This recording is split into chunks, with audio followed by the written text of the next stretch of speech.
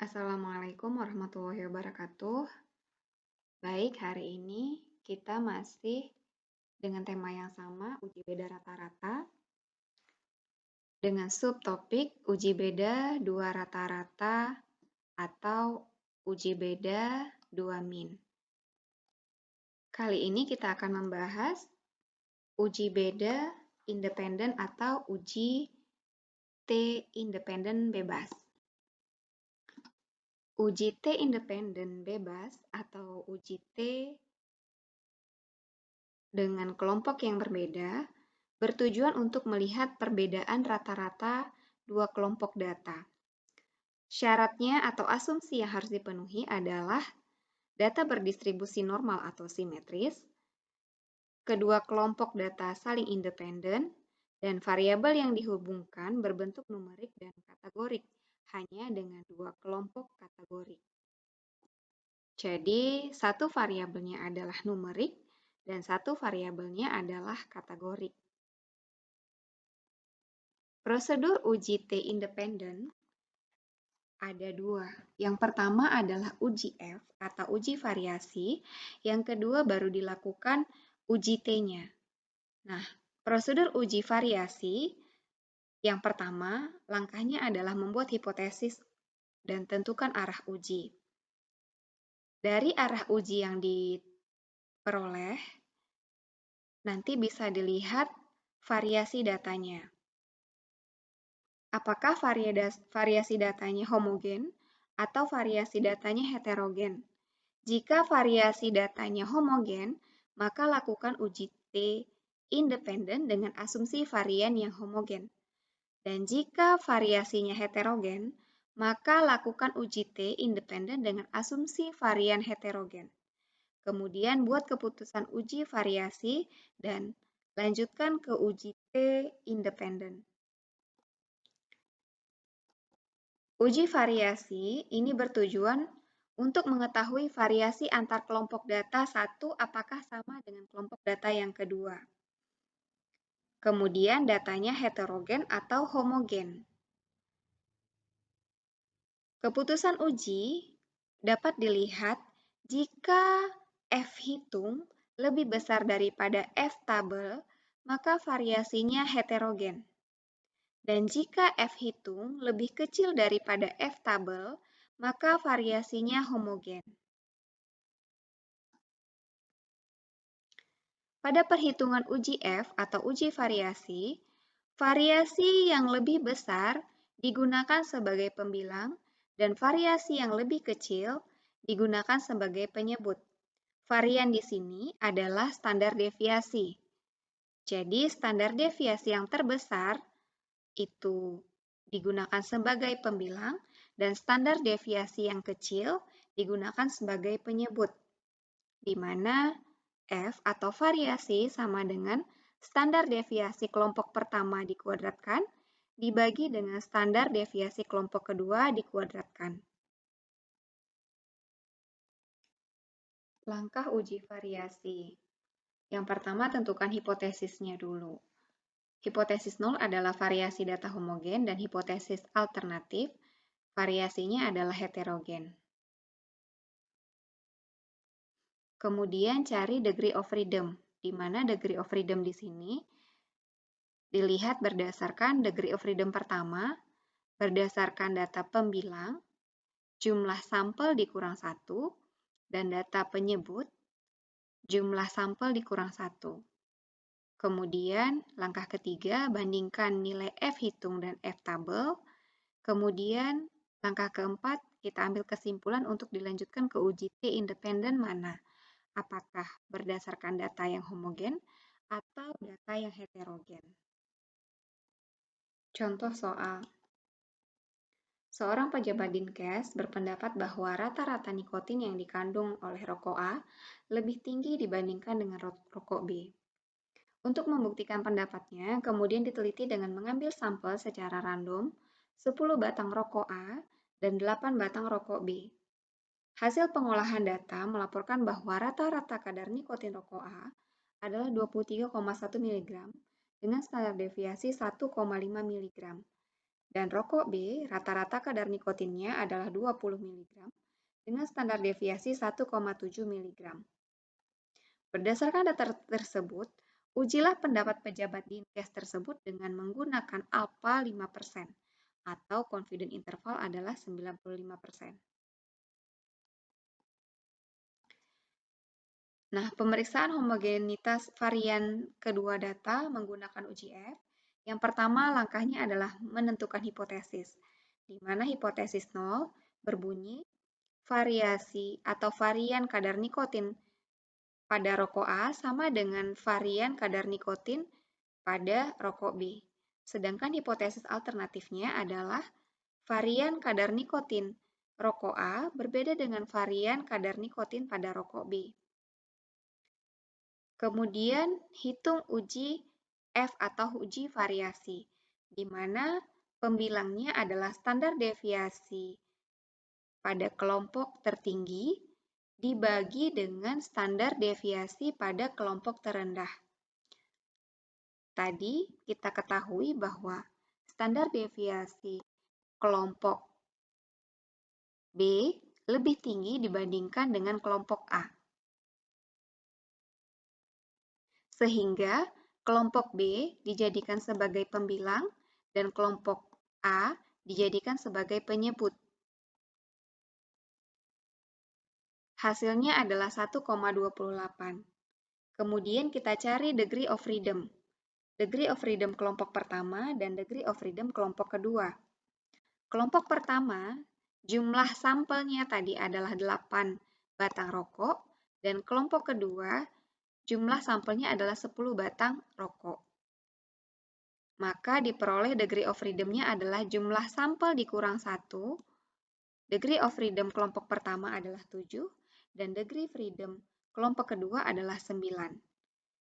Kemudian kita lihat pada tabel F. Oke, berikutnya kita lihat pada tabel F.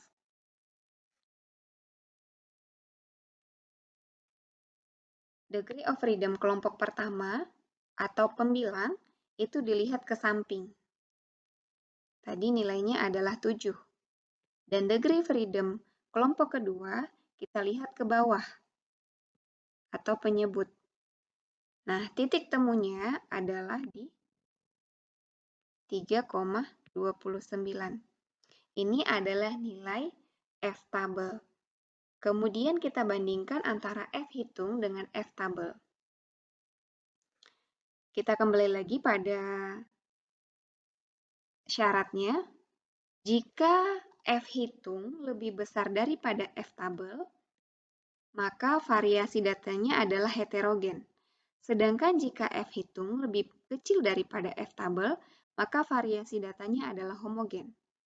Yang kita peroleh tadi adalah F hitung kita 1,28 dan F tabel kita adalah 3,29. Maka dapat kita simpulkan bahwa F hitung lebih kecil daripada F tabel. Artinya, probabilitas lebih besar daripada alfa. Maka keputusannya adalah H0 gagal ditolak atau H0 diterima. Berarti varian kadar nikotin rokok A sama dengan varian kadar nikotin rokok B. Sehingga hipotesis yang kita terima adalah hipotesis 0. Jika kondisi seperti ini, maka uji T independen akan menggunakan uji T homogen. Uji T independen digunakan untuk membandingkan rata-rata antara dua kelompok yang berbeda. Prinsipnya adalah jika tidak ada perbedaan rata-rata, maka rata-rata kelompok pertama dikurangi rata-rata kelompok kedua adalah 0. Uji statistik dilakukan dengan mengukur besarnya rata-rata perbedaan nilai ini terhadap standar error gabungannya. Berikut adalah uji untuk varian yang sama.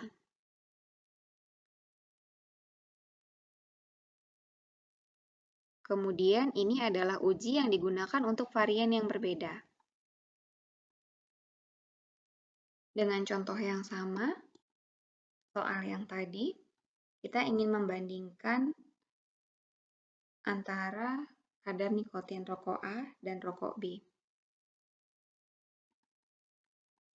Langkah ujinya yaitu yang pertama tentukan hipotesis, kemudian tentukan nilai T hitung dan T tabel, kemudian bandingkan nilai probabilitas dengan alfa, kemudian kita ambil kesimpulan dan interpretasi data. Yang pertama adalah menentukan hipotesisnya dulu.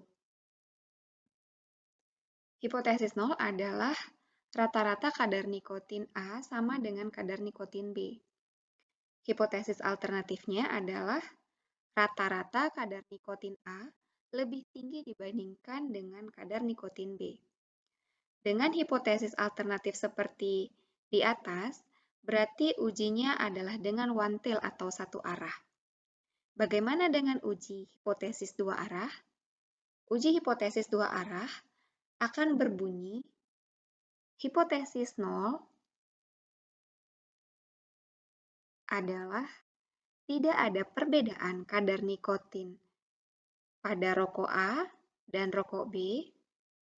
Hipotesis alternatifnya, ada perbedaan kadar nikotin pada rokok A dan rokok B. Jadi, untuk yang kali ini kita akan mencoba dengan hipotesis satu arah. Yang kedua, tentukan nilai T-nya.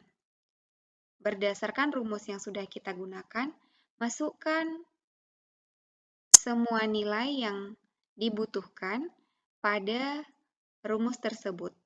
Tahap pertama yang perlu dilakukan adalah mencari nilai SP-nya dulu untuk menentukan nilai T hitungnya, di mana nilai perbedaan atau nilai SP kuadrat sama dengan jumlah sampel pada kelompok pertama dikurang dengan 1 dikali dengan standar deviasi kelompok pertama, ditambah dengan jumlah sampel kedua dikurang dengan 1 dikali dengan standar deviasi kelompok kedua. Pada kasus ini, kelompok pertama dan kelompok kedua itu sama saja. Dibagi dengan jumlah sampel kelompok pertama ditambah dengan jumlah sampel kelompok kedua, kemudian dikurangi dengan 2. Kelompok pertama tadi adalah 10 orang dikurang 1 dikali dengan standar deviasinya, dikuadratkan ditambah dengan kelompok kedua dikurang 1 dikali dengan standar deviasinya dikuadratkan, kemudian dibagi dengan jumlah sampel kelompok pertama ditambah jumlah sampel kelompok kedua dikurangi 2. Hasilnya adalah 2,53. Kemudian diakarkan menjadi 1,59. Selanjutnya kita cari nilai T-nya. Kita cari nilai T-nya. Rata-rata kelompok pertama dikurang dengan rata-rata kelompok kedua dibagi dengan nilai SP akar dari 1 per jumlah sampel pertama ditambah 1 per jumlah sampel kedua. Sehingga kita peroleh hasilnya adalah nilai T hitung kita adalah 4,1. Kemudian cari nilai degree of freedom.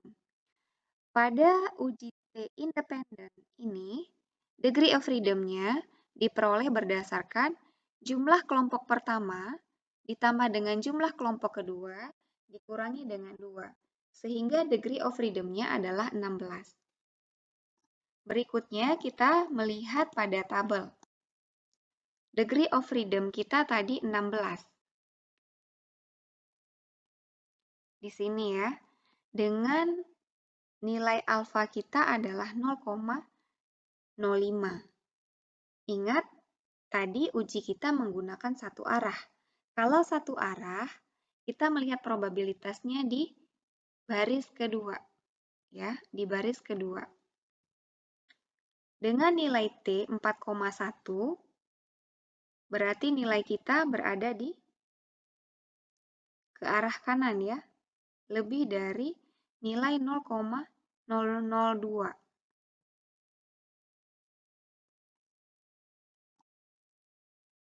Jika teman-teman ingin mencari nilai interpolasinya, silahkan. Tapi jika teman-teman tidak mau mencari nilai interpolasinya, hanya perlu membandingkan antara probabilitas yang diperoleh pada T-tabel dengan probabilitas T-hitung yang sudah diperoleh. Nah, nilai P dapat diperoleh dengan melihat data seperti ini. Nilai T-hitung kita adalah 4,1 dengan degree of freedom 16. Nilainya terletak di sebelah kanan dari 3,68. Ya, 3,68. Terletak pada probabilitas 0,002. Maka nilai P lebih kecil daripada 0,05. Anggap saja P kita adalah 0,002. Sedangkan alfa kita adalah 0,05. Dapat kita simpulkan bahwa probabilitas lebih kecil daripada alfa.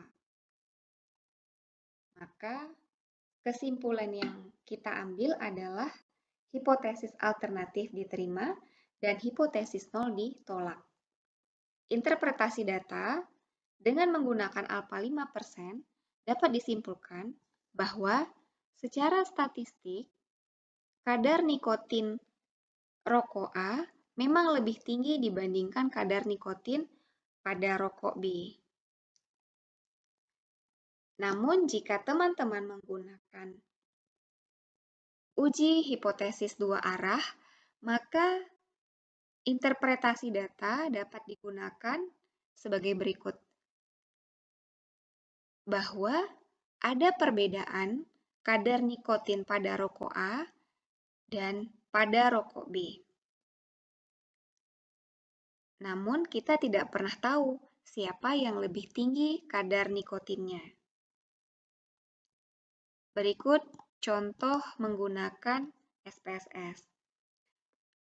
Analisis menggunakan SPSS dapat dilihat dari analyze, compare means, kemudian kita cari independent sample t-test.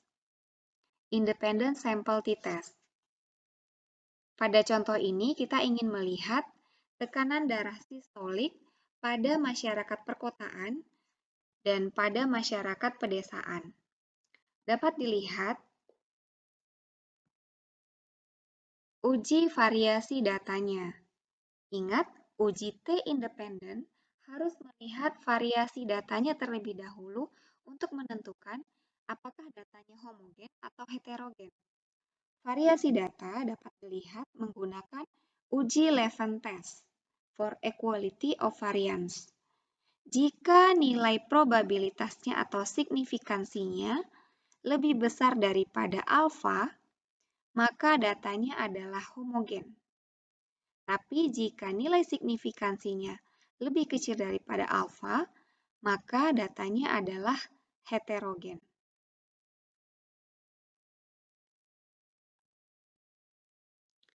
Hasil uji T bebas dapat dilihat berdasarkan tabel ini. Jika variasi datanya adalah homogen, maka data yang dibaca adalah equal variance sum dengan nilai probabilitas adalah 0,001.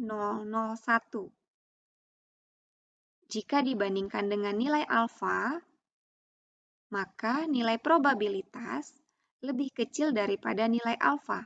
Artinya, ada perbedaan kadar nikotin pada rokok A dengan rokok B.